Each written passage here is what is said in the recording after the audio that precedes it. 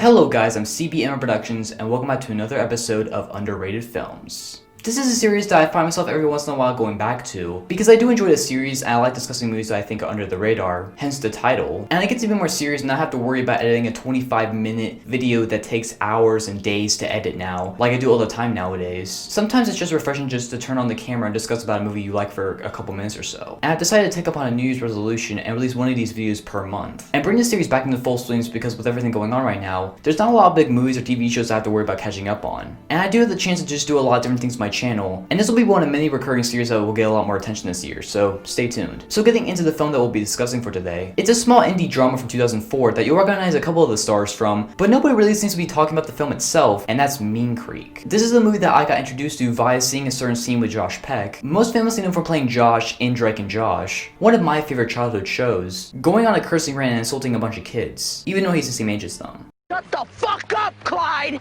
You faggot! Fucking skinny, butt-munching faggot! I hate you, you know that? I really do. Because all you do is fucking prance around school talking about your fucking faggoty fairy fathers. I'll tell you what! I don't want to hear about your fucking fathers and how their assholes work, alright? It makes me sick. And I fucking hope they fucking die of fag disease.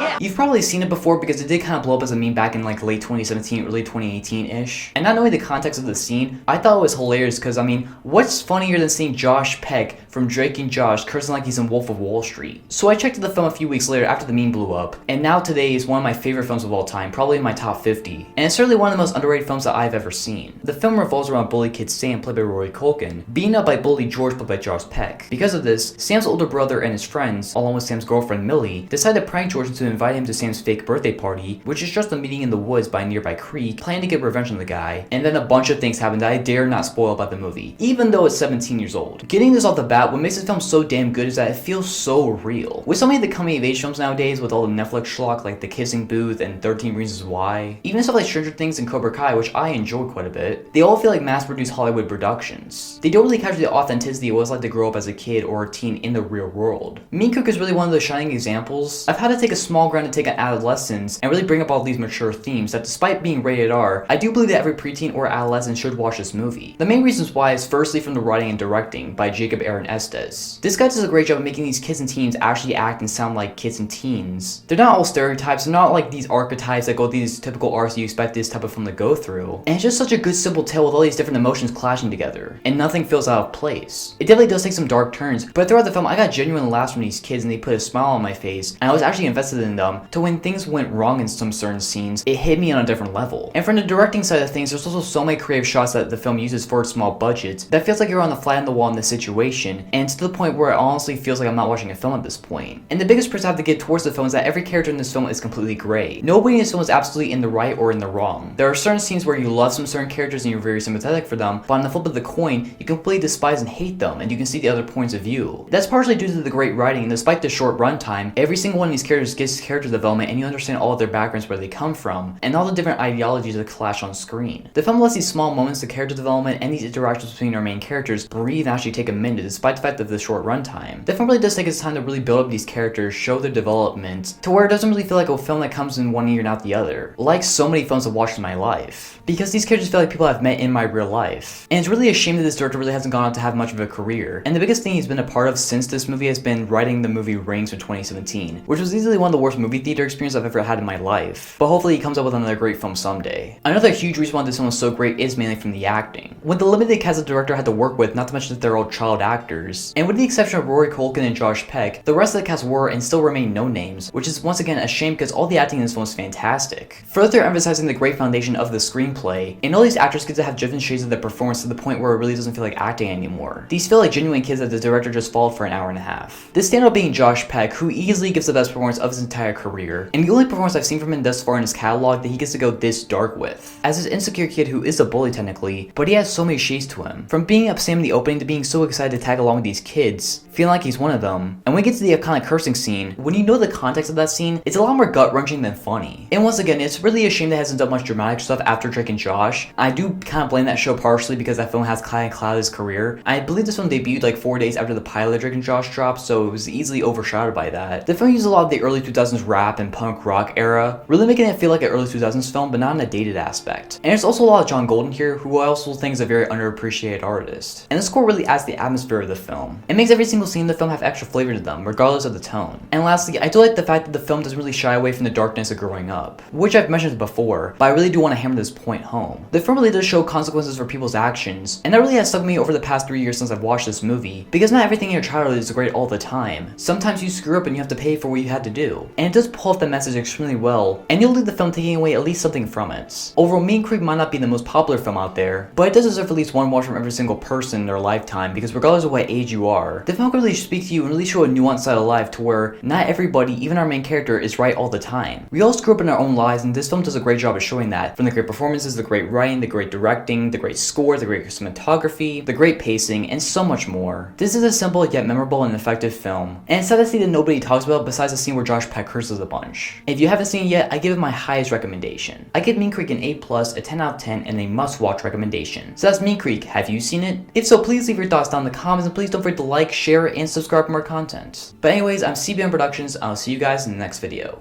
Peace out.